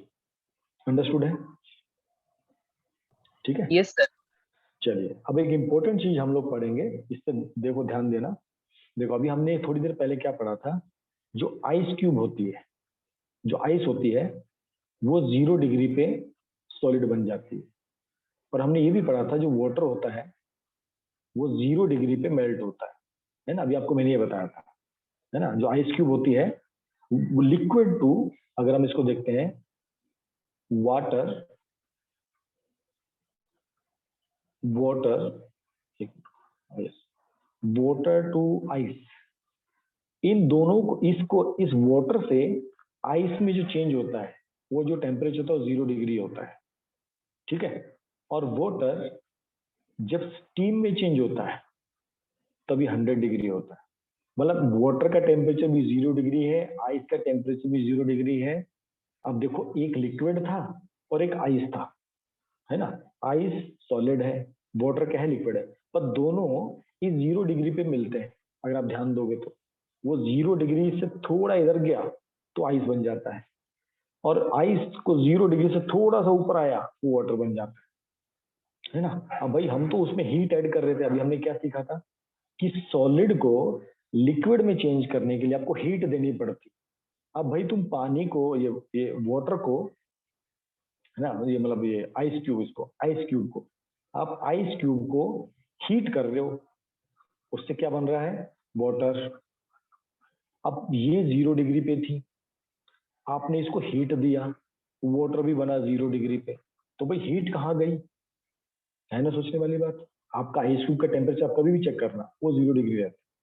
वो जब आइस क्यूब वाटर में चेंज होता है वो भी 0 डिग्री होता है। तो हमने जो एक्स्ट्रा हीट दिया वो कहाँ चला गया। आया मेरी बात समझ में, क्या बता रहा हूँ, मेरा पॉइंट क्लियर है सबको? Yes sir. है ना, हमारे पास आइस है, उसका टेम्परेचर कितना है, 0 डिग्री। मैंने उसको हीट दिया, वो पानी में चेंज हो गया, पर अब भी उसका टेम्परेचर 0 डिग्री है, ठीक है। मतलब आप अब ये सोचने वाली बात है, हीट दे, हीट जा कहाँ रही है, इस हीट को कहते हैं लेटेंट हीट। ये बहुत इंपॉर्टेंट फिनोमिना होता है, जिसको आप सीनियर क्लासेस में बहुत सारा पढ़ोगे। इसको क्या कहते हैं, लेटेंट हीट। ये टॉपिक अभी नया है आप लोगों के लिए, इसको ध्यान से समझना, ठीक है। अभी समझ में आया आपको, अभी समझ में आया आपको मेरी बात, कि आइस क्यूब का टेम्परेचर कितना है, 0 डिग्री सेंटीग्रेड। पानी का टेम्परेचर जब वो मेल्ट होता है, हम सिर्फ मेल्टिंग की बात कर रहे हैं, हम ये नहीं बोल रहे कि वो 30 डिग्री पे, जब जस्ट मेल्ट हुआ है आइस, एकदम जस्ट वाटर में चेंज हुई है, जस्ट ट्रांसफॉर्म हुआ है, उस टाइम दोनों का टेम्परेचर चेक करोगे, दोनों का 0 डिग्री होता है। मैं तो उसमें हीट डाल रहा था, तो हीट कहाँ चली गई, तो ये हीट होती है वो एक्चुअल में इसका फेज चेंज में काम आती है। ये जो हीट हम सप्लाई करते हैं, that is use to change the state of the substance. देखो यहाँ वही लिखा है, द हीट एनर्जी, जो हम हीट दे रहे हैं, the heat energy which has to be supplied to change the state. मतलब सॉलिड को लिक्विड में जो चेंज होता है, वो जो ट्रांसफॉर्म होता है, उसको देने, उसको चेंज करने के लिए हमको जो हीट सप्लाई करते हैं, इसको कहते हैं लेटेंट हीट। लेटेंट का मतलब ये होता है हिडन। इसकी खासियत होती है, इसकी खासियत क्या होती है, ये हीट टेम्परेचर इंक्रीज नहीं करती, याद रखना, ठीक है। तो इसका मतलब ये हुआ, आइस को हमने थोड़ा हीट दिया, आइस कितने पे थी, 0 डिग्री पे, हमने इसको कुछ हीट दिया, ये क्या बन गया, वाटर, कितने पे, 0 डिग्री पे। अब हमने इसको और हीट दिया, अब इसका देखो टेम्परेचर बढ़ना स्टार्ट होता है, ये 0 से कहां तक बढ़ता है, 100 डिग्री तक बढ़ता है। कहां तक बढ़ता है, 100 डिग्री तक। देखो पानी 0 डिग्री से लेके 100 डिग्री तक जाता है, वो लिक्विड रहता है, उसकी फेज बिल्कुल चेंज नहीं होती, अगर आप ध्यान दोगे तो, है ना। पानी 0 डिग्री पे भी रहता है और पानी 100 डिग्री पे भी रहता है। अब यहाँ पर जो आप हीट दे रहे हो, तो देखो दो तरह की हीट हो गई यहाँ पर। एक हीट ये है, जिसको अलग से समझाता हूँ, यहाँ पर आइए। तो समझो आपका, ये आपकी आइस है, आपने इसको हीट दिया, ये क्या बन गई, वाटर। यहाँ पर इसका टेम्परेचर कितना है, 0 डिग्री, यहाँ पर वो हीट है। यहाँ पर भी जब तक वो वाटर में चेंज होगी कंप्लीटली, तब भी यहाँ पर टेम्परेचर क्या रहेगा, 0 डिग्री। अब आपने क्या किया, इस वाटर को ओवर हीट दिया। अब क्या होता है, ये वाटर ही रहता है, पर ये वाटर कितने पर है, 0 डिग्री पे। ये वाटर कितने पे है, 100 डिग्री पे। तो देखो दो चीजें हैं यहाँ पर, अभी अगर आप ध्यान से देखोगे तो यहाँ पर क्या है, सॉलिड, यहाँ पर क्या है, लिक्विड, यहाँ पर क्या है, लिक्विड, और यहाँ पर क्या है, लिक्विड। तो देखो यहाँ पर एक हीट है जो इस सॉलिड को किस में चेंज कर रही है, लिक्विड में। यहाँ पर भी एक हीट है, यहाँ पर भी एक हीट है जो लिक्विड को लिक्विड रखती है। इस केस में क्या हो रहा है, सेकंड केस में, इसमें टेम्परेचर राइज हो रहा है। इसमें क्या हो रहा है, टेम्परेचर राइज हो रहा है। पर इस फर्स्ट वाले केस में आपका टेम्परेचर राइज नहीं होता, बस ये आपको ध्यान रखना है। तो वो जो हीट, अब आपको लॉजिक बता, अब जो हीट हम फेज चेंज होने में यूज करते हैं, जो हीट हम सॉलिड को लिक्विड में चेंज करने में यूज करते हैं, लिक्विड को गैस में चेंज करने में यूज करते हैं, वो हीट छुपी होती है, वो दिखती नहीं है। वो क्यों नहीं दिखती, क्योंकि उसका टेम्परेचर इंक्रीज नहीं होता। इसकी सबसे बड़ी खासियत ये होती है, it does not increase the temperature. इसको क्या कहते हैं, लेटेंट हीट। हाँ जी, ये क्लियर सबको? लेटेंट हीट अगर क्लियर तो बताइए मुझे, ये Yes, इंपॉर्टेंट sir, चीज है। like it's clear. सबको क्लियर तो प्लीज प्रेस 1 अगर सबको एकदम क्लियर है।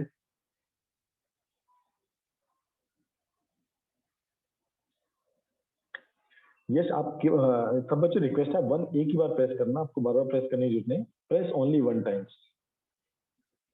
शायद मेरा वन नोट बंद हुआ है, के बाद इसको स्क्रीन, शायद आपका शेयरिंग बंद हो गया। मैं इसको फिर से स्क्रीन शेयरिंग करता हूँ।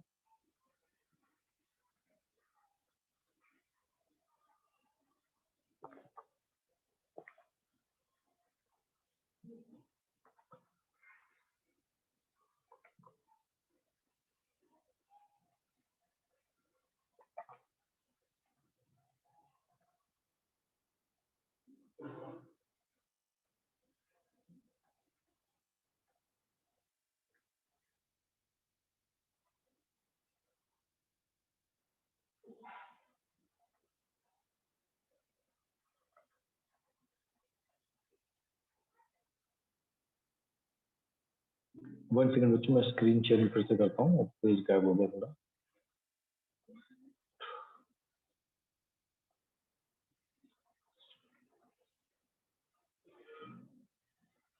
यस यस, ये हमारे एक स्टूडेंट ने बनाई थी ड्राइंग, जो लॉर्ड कृष्ण और राधा रानी की फोटो है। बच्चे बहुत कलाकार होते हैं, सिर्फ आप लोगों को अपना हिडन टैलेंट को पहचानना है। हमारे सब में टैलेंट तो है, कुछ ना कुछ टैलेंट है। कोई ड्राइंग में अच्छा है, कोई खेलने में अच्छा है, बट हम उस टैलेंट को कई बार नजरअंदाज कर देते हैं, इसलिए हम उसको यूज नहीं कर पाते।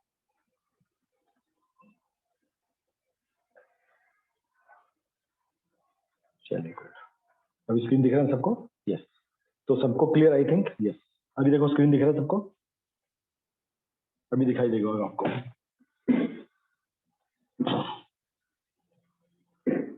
चलिए, तो लेटेंट हीट आई थिंक सबको क्लियर है, गुड। चलिए, अब ये बहुत इंपॉर्टेंट चीज है, इसलिए आपको लेटेंट हीट बताओ। लेटेंट हीट वो होती है जो हीट हम सप्लाई करते हैं, जो क्या करता है, टेम्परेचर इंक्रीज नहीं करता। जो टेम्परेचर इंक्रीज नहीं करता, वो सिर्फ क्या काम करता है, वो फेज को चेंज करता है। तो दो तरह की हीट हमने देखी, दो तरह की हीट, दो जगह ये हीट होती है। फर्स्ट कहाँ पर होती है, जब सॉलिड को लिक्विड में चेंज करना है, जब हमने आइस क्यूब को लिक्विड वाटर में चेंज किया। और दूसरी बार कहाँ पर नजर आती है, जब वाटर स्टीम में चेंज होता है, जब वाटर स्टीम में चेंज होता है। देखो यहाँ पर थर्ड फेज और बनती है।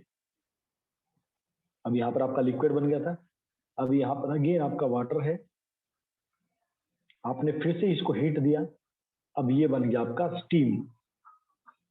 तो यहाँ पर इसका टेम्परेचर कितना है, 100 डिग्री। यहाँ पर भी इसका टेम्परेचर कितना है, 100 डिग्री, ठीक है। बट यहाँ पर ये क्या है, लिक्विड, यहाँ पर ये क्या है, गैस। तो अब यहाँ पर भी इस वाली हीट को क्या कहते हैं, लेटेंट हीट। तो दो तरह की हीट आज हम लोग पढ़ेंगे, ठीक है। फर्स्ट हीट को कहते हैं, देखो अब इसको देख लेते हैं, व्हाई डज इट हैपन, ये भी हम एक बार रीड आउट कर लेते हैं।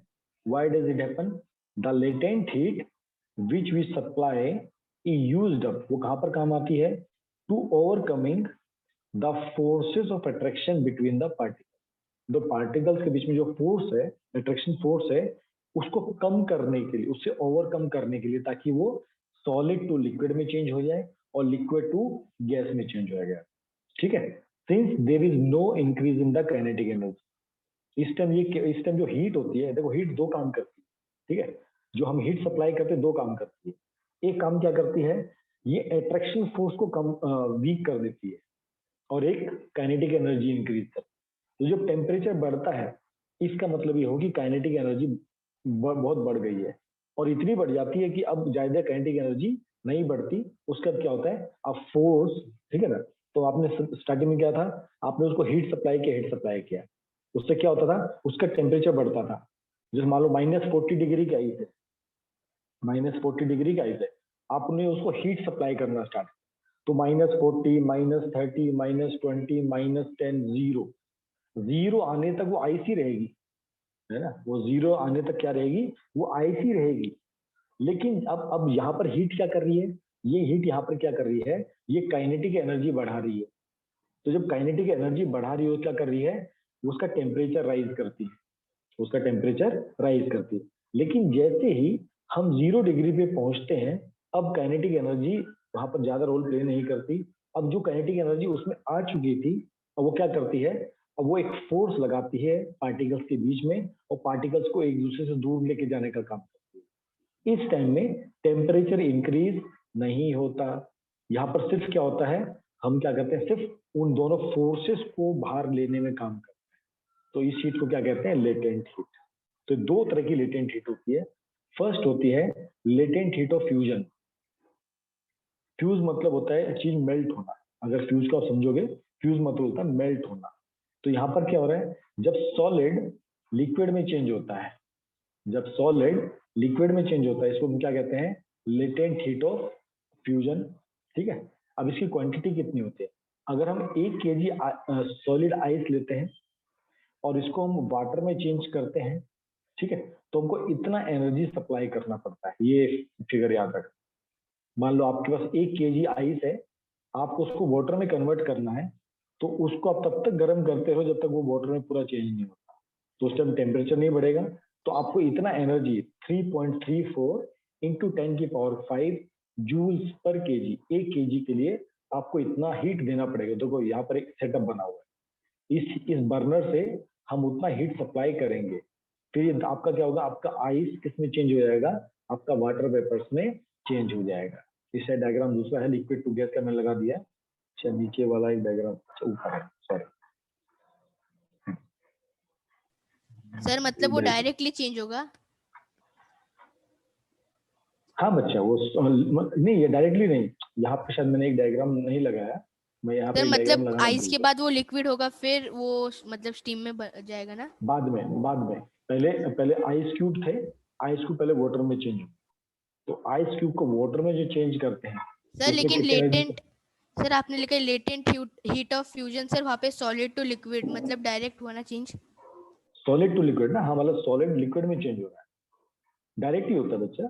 मैंने कहा ना, देखो -40 डिग्री का आइस, -30 डिग्री का आइस, -20 डिग्री का आइस, -10 डिग्री का आइस और 0 डिग्री का आइस, तो 0 से लेके माइनस में कितना भी जाओ वो बर्फ ही रहती है ना, आपने कभी देखा यस बर्फ रहती सर। है, ठीक है। वो जैसे 0 खत्म होके आगे आता है, जीरो जैसे 0 पहुंचता है, वो लिक्विड में चेंज होना स्टार्ट होता है। तो जब तक पूरी आइस लिक्विड में चेंज नहीं होती, तब तक उस वाटर का टेम्परेचर, इसके अंदर जब तक आइस का एक भी पार्टिकल रहेगा, इसके अंदर समझो आइस के पार्टिकल, ये शायद मैंने फोटो अलग लगा दिया है, इसके अंदर आइस की जब तक एक भी पार्टिकल है और बाकी अगर लिक्विड बन गया है, तो लिक्विड का टेम्परेचर 0 डिग्री रहेगा, जब तक एक भी आइस का पीस इसके अंदर है, यस सर, तब तक अंडरस्टूड। पूरे वाटर का टेम्परेचर 0 डिग्री रहेगा।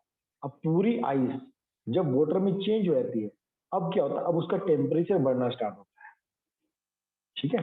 तो जब तक वो सॉलिड लिक्विड में चेंज हो रहा है, तब तक हमको इतना एनर्जी उसको सप्लाई करना पड़ता है, 3.34 इंटू 10⁵ जूल्स ऑफ एनर्जी आपको उसको सप्लाई करना पड़ता है। तब वो सॉलिड लिक्विड में चेंज हो जाता है। इसको बोलते हैं लेटेंट हीट ऑफ फ्यूजन। ठीक है, Yes, sir. यस। तो when a liquid freeze to form a solid an equal amount of heat is given out. ठीक है, एक मिनट, हाँ वेपोराइजेशन मैंने यस नीचे दिया है, यस। ठीक है, अभी देखो आप लोग जब हाथ में आइस पकड़ते हो तो आपके हाथ को ठंडा क्यों लगता है? एक एक क्वेश्चन होता है ना, जब हम आइस को हाथ में पकड़ते हो ठंडा क्यों लगता है? वो इसलिए ठंडा लगता है, हमारे हाथ का टेम्परेचर देखो ज्यादा रहता है। नॉर्मली हमारे हाथ का टेम्परेचर कितना रहता है? 30-35 डिग्री, 10-20 डिग्री तो होगा। और आइस का टेम्परेचर कितना होता है? 0 डिग्री। अब आइस क्या करती है, हमारे हाथ की हीट को निकाल लेती है, एक्सट्रैक्ट करती है, और हमारा हाथ कैसा होता है? ठंडा हो जाता है। क्यों? हमने अपनी हीट लूज कर दी है। किसको लूज कर दी है? आइस को लूज कर दी है। अब आइस क्या होती है? वो किस में चेंज हो जाती है? वाटर में। इसलिए आप जब हाथ में आइस को पकड़ते हो थोड़ी टाइम बाद आइस पिघल जाती है। तो पिघल के क्या होता है? वो तो किस में चेंज हो गई? सॉलिड किस में चेंज हो गया? लिक्विड में चेंज हो गया, और आपका हाथ ठंडा हो जाता है। क्यों ठंडा हो जाता है? वो आपकी हाथ की हीट को एक्सट्रैक्ट करता है, वो आपकी हाथ की लेटेंट हीट को यूज करता है अपनी फेस चेंज करने के लिए। समझे? आपकी वो हाथ में जो हीट है उसको यूज करता है, और वो अपनी फेस सॉलिड को लिक्विड में चेंज कर लेता है। इसलिए कभी भी आप देखो, कभी भी जब कूलिंग की जाती है, ठीक है, तो हम आइस को यूज करते हैं। आप लोग देखोगे जो ये रेस्टोरेंट्स वगैरह होते हैं जहाँ पर आपकी कोल्ड ड्रिंक्स वगैरह रखी होती है या आपकी आइसक्रीम्स वगैरह रखी होती है, वो एक ऐसा आइस बॉक्स होता है, ऐसा आइस बॉक्स होता है इधर। यहाँ पर आपकी आइस भरी होती है, सॉलिड आइस भरी होती है। आपके मन में क्वेश्चन आएगा ना भाई कि आइस 0 डिग्री पे है, आपका वाटर भी 0 डिग्री पे है, तो भाई मैं आइस के ऊपर खर्चा क्यों करूं? मैं इसमें पानी भर देता हूँ, है ना, मैं इसमें पानी भर देता हूँ, पानी भी तो 0 डिग्री पे है, उसको ठंडा करेगा। ऐसा नहीं होता है। ठीक है, आपका जो आइस होता है उसमें इतनी एनर्जी एक्स्ट्रा होती है, याद रखना, इतनी एनर्जी, क्योंकि आपने ये एक्स्ट्रा हीट दी है, इतनी एनर्जी इसमें एक्स्ट्रा होती है। ये एक्स्ट्रा एनर्जी क्या होती है? अंदर जो ये आपकी आइसक्रीम होती है, जो आपके अंदर आइसक्रीम होती है, इसमें जो हीट होती है उस हीट को निकालने में बाहर हेल्प करती है और इसको ठंडा रखती है। ठीक है, इसलिए हम लोग जो कूलिंग होता है, कूलिंग के लिए हम लोग आइस यूज करते हैं 0 डिग्री वाली, हम वाटर 0 डिग्री वाला यूज नहीं करते, because each kg of ice will take more heat from the system as compare to water.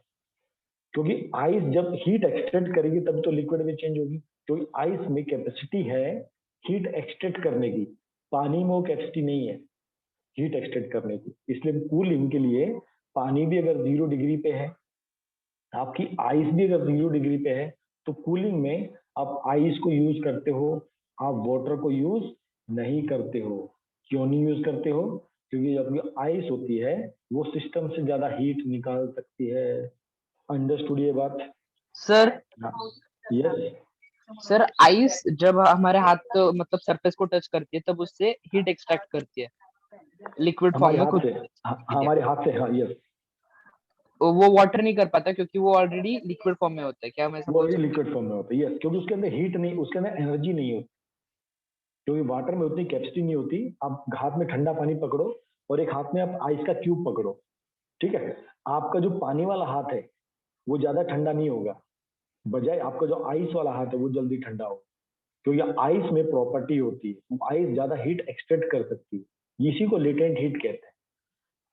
Understood? हूँ? Yes sir. यस। उसी तरह जब हमने कहा सेकंड चीज होता है, इसको बोलते हैं लेटेंट हीट ऑफ वेपोराइजेशन। किसी का माइक ऑन है तो प्लीज माइक ऑफ कर लीजिए। सर डाउट था। हाँ बोलो कैसे? सर अभी आपने एग्जांपल दिया कि आइस वाटर से बनता है, तो फिर सर बाकी सब्सटेंसेस से भी आइस बन सकती है? देखो, आइस मतलब हम आइस कह रहे हैं सॉलिड फॉर्म, मैं यहाँ पर मैं जो आइस बार बार कह रहा हूँ उसको सॉलिड फॉर्म की बात कर रहा हूँ। आप अल्कोहल को जमा दो पर उनका बॉयल जो फ्रीजिंग पॉइंट काफी पीछे होगा जाके। हर एक का अपना बॉइलिंग पॉइंट होता है, हर एक का अपना फ्रीजिंग पॉइंट होता है। आप आपको देखो, आपका जो मेटल होता है आयरन, वो कब मेल्ट होता है? 1535 डिग्री सेंटीग्रेड, वो उस पर लिक्विड में चेंज होता है। इसका मतलब उससे पहले सब क्या है? सॉलिड है। आपने लोहे को गर्म किया, लोहे आप पिघल गया, आप उसका ऐसा छोड़ दो, उसका हीट एनर्जी निकल जाता है, वो क्या हो जाता है वापस मेटल बन जाता है। तो हर एक सब्सटेंस का जो भी लिक्विड पार्टिकल, जो भी लिक्विड होता है, उसका अपना एक सबका फ्रीजिंग पॉइंट होता है। ठीक है, यस आप सर। चाहो तो घर में आइसक्रीम जो बनाते हो, हम आइसक्रीम नॉर्मली कैसे बनाते हैं, हम दूध में चीनी घोल देते हैं, हम उसमें स्ट्रॉबेरी फ्लेवर डाल देते हैं, वनीला फ्लेवर डाल देते हैं, उसको हम फ्रीजर में रख देते हैं, तो देखो आइसक्रीम बन जाता है। वो पानी तो था नहीं ना, वो लिक्विड मिल्क था। आप मिल्क को जमा सकते हो, आप कभी मिल्क को जमा के ट्राई करना, मैं तो बहुत ट्राई करता हूँ। बचपन में कुल्फी खानी होती थी, क्या करता था, दूध में चीनी डाली, उसको घोल के फ्रिज में रख दिया, 2 घंटे बाद आइसक्रीम बन जाती है, उसको खाया करते। ठीक है, तो आप यस, तो आप उसको मेल्ट मेल्ट कर सकते हो, फ्रीज कर सकते हो। चलिए माइक ऑफ कर लीजिए अगस्त साहब अपना। यस। और कोई डाउट तो नहीं है ना अगस्त साहब को? चलो नो सर, क्योंकि सर मैंने सुना था कि कार्बन डाइऑक्साइड से भी ड्राई आइस बनती है, इसलिए मेरे को थोड़ा यस कंफ्यूजन। यस, उसको हम पढ़ेंगे बच्चा जी, वो भी कंसेप्ट आएगा, वो आगे आएगा थोड़ा। ठीक है, तो इसी में सेकंड होता है लेटेंट हीट ऑफ वेपोराइजेशन, जहां पर आपका वाटर किसमें चेंज हो रहा है, स्टीम में चेंज हो रहा है। जो आपकी लिक्विड गैस में चेंज होती है, सेम वहां पर भी टेम्परेचर इंक्रीज नहीं होता। आपका 100 डिग्री का पानी और 100 डिग्री की आपकी स्टीम होती है। तो जो आपको एक्स्ट्रा हीट एनर्जी सप्लाई करनी होती है, किसको, 1 kg लिक्विड को गैस में चेंज करने के लिए, इसको कहते हैं लेटेंट हीट ऑफ वेपोराइजेशन। तो वाटर को आपको कितनी एनर्जी देनी पड़ती है, 22.5 इंटू 10⁵ जूल्स। इतना एनर्जी जब 1 लीटर पानी को देते, तो 1 kg पानी आपका किसमें चेंज हो जाता है, एक गैस में चेंज होता है, स्टीम में चेंज हुआ है। और इसमें, इस स्टीम में बहुत एनर्जी होती है, इसलिए आप हमेशा याद रखना, जो 100 डिग्री का पानी होता है, 100 डिग्री का वाटर होता है, वो कम डेंजरस होता है 100 डिग्री के स्टीम से। आप किसी को 100 डिग्री पानी फेंक के मारो, वो उतना नहीं जलेगा जितना वो 100 डिग्री स्टीम से जल जाएगा। क्यों? क्योंकि स्टीम में इतना एक्स्ट्रा एनर्जी है। ये एक्स्ट्रा एनर्जी हमने किसको दिया था, वाटर को दिया था। तो स्टीम इस एक्स्ट्रा एनर्जी को अपने में स्टोर करके रखता है। इसलिए देखो, हम घर में जो खाना बनाते हैं कुकर में आप पानी डालते हो, वो पानी से एक्चुअल में सब्जी नहीं पकती है। ठीक, आप ओपन वेसल में जब आलू को भूनते हो, पकाते हो, तो क्या होता है, उसको पकने में ज्यादा टाइम लगता है। पर प्रेशर कुकर में जल्दी क्यों पकता है, क्योंकि प्रेशर कुकर में जब का बाउल होता है, आप क्या करते हो, पानी आप इतना सा रखते हो, बस इतना पानी होता है। जब इस पानी को आप हीट करते हो, तो ये वेपर्स में चेंज हो जाता है। अब ये वेपर्स क्या होते हैं, इसमें एक्स्ट्रा हीट होती है। ये एक्स्ट्रा हीट आपके खाने को जल्दी पकाती है। क्यों? इसमें एक्स्ट्रा हीट अवेलेबल होता है। इसलिए प्रेशर कुकर में खाना जल्दी बनता है as compare to open space में। ठीक है जी, तो अगर आपको, इसका सेकंड पार्ट, अगर आपको किसी गैस को वापस लिक्विड में चेंज करना हो, तो वो अपनी इतनी एनर्जी वापस रिटेन कर दे। वो जितनी एनर्जी लेगा उतनी एनर्जी बाहर छोड़ देता है, तो वो लिक्विड से किस में चेंज आता है, गैस में चेंज आता है। इसको कहते हैं लेटेंट हीट ऑफ वेपोराइजेशन। इसलिए कहते हैं, हाँ, जो स्टीम की बर्निंग होती है बड़ी डेंजरस होती है। तब ये ट्राई करना हो तो ट्राई कर सकते हो। पानी एकदम गर्म हो रहा है, आप पानी के अंदर उंगली डालो, ठीक, आप पानी के अंदर उंगली डालो, आपको उतना जलन तो होगा, दर्द तो होगा, उतना नहीं होगा। तो दूसरा क्या करो, जो ऊपर स्टीम निकल रही है, स्टीम के ऊपर हाथ रख के देखना। ट्राई मत करना, मजाक कर रहा हूँ सर मैं, ट्राई मत करना। आप क्या कर सकते हो, हाँ, दूसरा, आप कोई सब्जी ले लेना।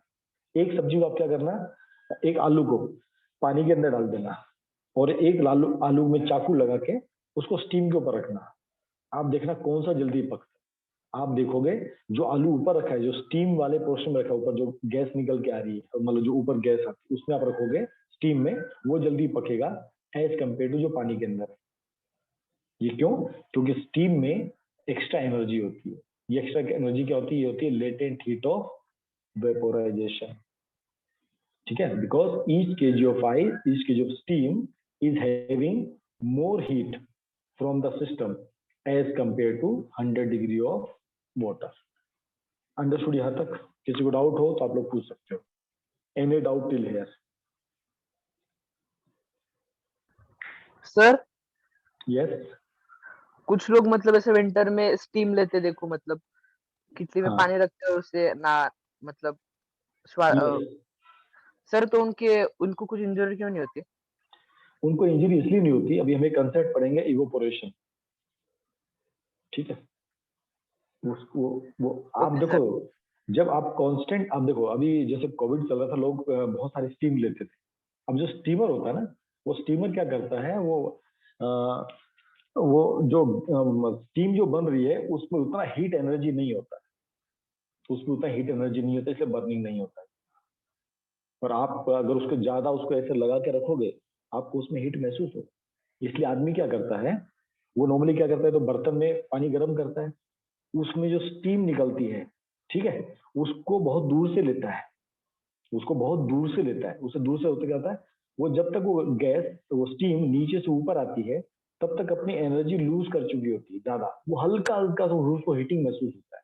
वो एकदम पूरा, एकदम ऐसा पतीले के ऊपर ऐसा मुंह नहीं लगाता, याद रखना, वो पतीले के ऊपर एकदम मुंह नहीं लगता, पतीले के ऊपर मुंह लगाएगा तो जल जाएगा।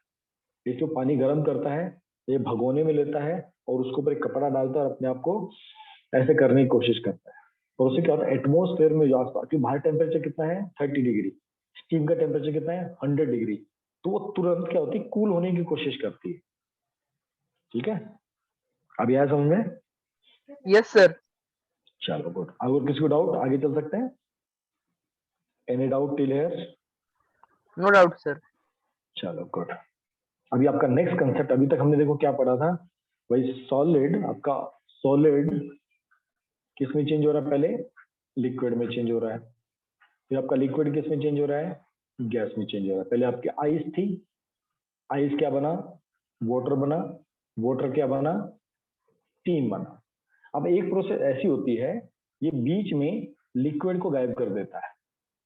वो क्या होता है, डायरेक्ट सॉलिड को किस में चेंज हो जाती है, गैस में। ऐसा भी हो सकता है कि भाई आप इतना टेम्परेचर दो या इतनी एनर्जी दो या सब्सटेंस ऐसा हो को डायरेक्ट सॉलिड को किस में चेंज कर दे, गैस में चेंज कर दे, और गैस को वापस सॉलिड, मतलब आपने बीच का लिक्विड का फेज हटा ही दिया। कुछ ऐसे सब्सटेंस होते हैं जहां पर वो सॉलिड को जो आप हीट एनर्जी देते हो, वो डायरेक्ट क्या होता है, गैस में चेंज हो जाता है। इस प्रोसेस को कहते हैं सबलाइजेशन, सब्लिमेशन, है ना। इसको क्या कहते हैं, सब्लिमेशन। इसका मतलब ये हुआ, the changing of a solid directly into vapour is called as sublimation. और इसका रिवर्स भी सेम होता है, द चेंजिंग ऑफ वेपर। अब गैस को आपको सॉलिड में चेंज करना है, इसको भी क्या कहते हैं, सब्लिमेशन। तो कुछ आपको एग्जांपल दिए हैं, अमोनियम क्लोराइड, ड्राई आइस, जिसको हम कई बार CO2 बोलते हैं, सॉलिड CO2, इसको पढ़ेंगे अभी, ठीक है। आयोडीन, आप लोगों ने सबने कपूर देखा है, और आपने नेफ्थलीन की बॉल्स देखी है, मम्मी लोग घर में रखती है। मम्मी लोग जो घर में कपड़े होते हैं, हमारे बॉक्स वगैरह होते हैं, हमारे वार्डरोब्स होते हैं, यहाँ पर हमारे कपड़े रखे होते हैं, हम क्या करते हैं, वहां पर एक नेफ्थलीन की बॉल्स डालते हैं। अब कुछ दिनों बाद, आप 2 महीने बाद, 3 महीने देखते हो, वो बॉल्स बहुत छोटी हो जाती है। अब आप देखो यार, वहां पर कोई गीला भी नहीं है, वो सॉलिड बॉल छोटी होती जाती है, छोटी होती है, छोटी हो जाती है। ऐसा क्यों होता है, इनका जो बॉइलिंग टेम्परेचर तो बहुत कम होता है, बहुत कम होता है। तो ये लिक्विड फेज में जाने की बजाय ये डायरेक्ट गैस में चेंज हुआ है। आप कपूर जलाते हो, है ना, जब आप अगरबत्ती वगैरह करते हो, आप कपूर भी जलाते हो, तो देखो जब कपूर जलाते हो, वो क्या, वो लिक्विड में चेंज नहीं होता, वो डायरेक्ट किस में चेंज हो जाता है, वो स्टीम में जाके चेंज हो जाता है। तो इस प्रोसेस को क्या बोलते हैं, सब्लिमेशन। ये देखो सॉलिड आइस कहाँ पर यूज होती है, जब ऐसे रॉक शोज होते हैं, आपके स्टेज प्रोग्राम्स होते हैं, आपको ये धुआं दिखता है, ये धुआं एक्चुअल में क्या है, ये धुआं आपकी सॉलिड CO2 होती है। CO2 आपने कंप्रेस करके रखा, वो जैसी एटमॉस्फेयर में आती है, वो जैसी एटमॉस्फेयर में आती है, तो क्या होता है, ये सॉलिड चीज किसमें चेंज होगी, गैस में होगी, हमको हल्का हल्का धुआं दिखाई देता है। तो स्टेज पे कई बार स्पेशल इफेक्ट करने के लिए आप इसको यूज करते हो। The solid substance, the solid substance which undergoes sublimation is said to be sublime. ठीक है, सॉलिड, जैसे सॉलिड गैस है, सॉलिड आपका CO2 है, इसको हम क्या कहेंगे, सबलाइन। और the solid obtain bye cooling the vapour, उसको कहते हैं सब्लिमेट। ठीक है, आपका समझो ये था सॉलिड CO2, इसको हम क्या कहेंगे, सबलाइन। ठीक है, आपकी सॉलिड CO2 किसमें चेंज हो गई, किसमें चेंज हो गई, गैस में चेंज हो गई, है ना। अगर आप अब गैस को किसमें चेंज कर रहे हो, सॉलिड में चेंज कर रहे हो। अब आप अपनी CO2 गैस को किसमें चेंज कर रहे हो, सॉलिड CO2 में चेंज करते हो, तो इसको हम क्या कहेंगे, सब्लिमेट। बस नॉलेज के लिए याद रख लेना, ये Sublime is also a matter, ठीक है। वो अलग हो, लाइम होता है, लाइम सिर्फ लाइम होता है, वो सोडा लाइम बोलता है उसको, सबलाइम नहीं कहते उसको, सोडा लाइम कहते हैं, ठीक है। यहाँ तक क्लियर सबको, कोई डाउट यहाँ तक किसी को? No doubt sir. चलिए आगे चलते हैं। तो हमने बस ये आप चार्ट फॉर्म में याद कर सकते हो स्टेट्स ऑफ मैटर को, ये आज का लास्ट टॉपिक है। तो आपका सॉलिड जब लिक्विड में चेंज उसको क्या बोलते हैं, मेल्टिंग, या आप ट्रायंगल याद कर सकते हो। और लिक्विड जब आपके सॉलिड में चेंज उसको क्या बोलते हैं, फ्रीजिंग। आपका लिक्विड जब गैस में चेंज होता है, बॉइलिंग। जब गैस से लिक्विड में चेंज होगा, कंडेंसेशन। आपका सॉलिड गैस में चेंज हो गया, आपका सॉलिड गैस में चेंज हो गया, हाँ, यहाँ पे इन्होंने शायद गलत लिखा है कंडेंसेशन, यहाँ पर भी आपका आएगा सब्लिमेशन, सब्लिमेशन। गैस आपका सॉलिड में चेंज हो गया, सब्लिमेशन, और सॉलिड भी आपका गैस में चेंज हो गया, वो भी सब्लिमेशन, दोनों सेम होते हैं, ठीक है। तो आज के टॉपिक के लिए आई थिंक इतना काफी है। कल हम जो पढ़ेंगे, अभी आज हमने क्या पढ़ा, हमने मैटर के ऊपर या सॉलिड लिक्विड गैस के ऊपर हमने टेम्परेचर का इफेक्ट देखा कि टेम्परेचर इफेक्ट क्या क्या होता है। कल हम Yes, पढ़ेंगे sir. प्रेशर का इफेक्ट क्या क्या होता है, कि प्रेशर क्या रोल प्ले, जो आपके घर में LPG सिलेंडर आता है या जो ऑटोज वगैरह में जो CNG सिलेंडर लगा होता है वो क्या होता है, ठीक है। इवोपोरेशन प्रोसेस क्या होती है, कि कुछ चीज क्या होती है कि जैसे आपने कभी आप चाय पीते हो, ठीक है, चाय के ऊपर देखो हल्का हल्का सा वेपर्स निकलते रहते हैं, या कभी किसी लेक के ऊपर वेपर्स निकलते रहते हैं, ठीक है। तो ये होता है इवोपोरेशन सर सुबह सुबह नदी के ऊपर भी ऐसे ही रहते हैं। यस यस, उसको बोलते हैं इवोपोरेशन। आपके कपड़े कैसे सूखते हैं, मटके से पानी जो होता है ठंडा कैसे होता है, ये सब हम कल के लिए छोड़ेंगे, इन सबको हम कल पढ़ेंगे, ठीक है। लास्ट में प्लाज्मा बोन इंस्टेंट हम लोग एग्जांपल देंगे, तो कल आपका टॉपिक खत्म हो जाएगा। अभी किसी को Yes, आज sir. जो पढ़ाया उसमें किसी को डाउट है तो आप लोग डाउट पूछ सकते सर इस PDF के भी नोट्स के लिए आप असाइनमेंट सेंड करोगे ना? हो। बस अभी क्लास मेरा खत्म होती है, आपको मैं नोट्स सेंड कर, और आज जो मैंने आपको पढ़ाया है आपको ये नोट्स अपनी लैंग्वेज में लिखने हैं, और आपको ये होमवर्क सबमिट करना, आज का होमवर्क भी सबमिट करना है, और आज कल वाला होमवर्क भी सबमिट करना है, और आज वाला होमवर्क भी आपको सबमिट करना है। आई होप सो आप सबको समझ में आया होगा। चैप्टर इजी है ना एकदम। इसके बाद कौन सा चैप्टर लें अपन, टिश्यूज ले या कौन सा चैप्टर लें, force and motion? Sir physics chapter. Sir physics chapter loss of motion. ठीक है, आप चैट बॉक्स में लिखो कितने बच्चे टिश्यूज चाहते हैं और कितने बच्चे फोर्स लो मोशन चाहते हैं। Please right in the chat box, तो मैं देखता हूँ मेजोरिटी किसकी है। जिसकी मेजोरिटी होगी वो हम टॉपिक लेंगे। दो लोग tissue 1 motion 1, tissue 2 motion 1, motion 2, tissue 2 motion 2। अरे वाह, 1 2 1 2 3 4 5, 5 वो टिश्यूज के लिए हो गए। बाकी बच्चे अपना वोट करो। Laws of motion, motion, please support motion.